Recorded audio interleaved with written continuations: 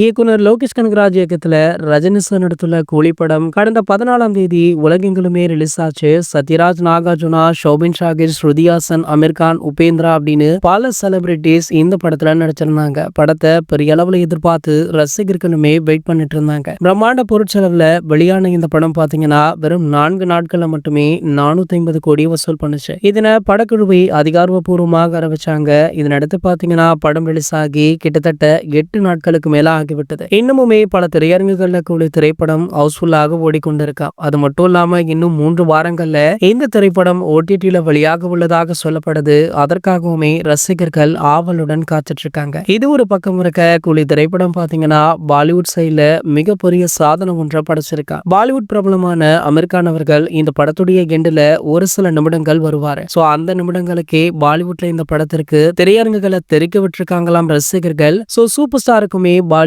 ஒரு மிகப்பெரிய மார்க்கெட் இருக்கு அப்படின்றதுனால இந்த திரைப்படம் பாலிவுட்ல மட்டுமே கிட்டத்தட்ட 100 கோடி வசூலாக போதா. அங்கு உள்ள டாப் நடிகர்களுக்கு இணையாக சூப்பர் ஸ்டாருடைய எந்த திரைப்படம் வசூலித்திருப்பது பாலிவுட்ல சலசலப்பை ஏற்படுத்தியிருக்கு. இது போன்ற சினிமா செய்திகளை பற்றி நீங்க உடனே தெரிஞ்சுக்க நம்ம சேனலை மறக்காம சப்ஸ்கிரைப் பண்ணிக்கோங்க.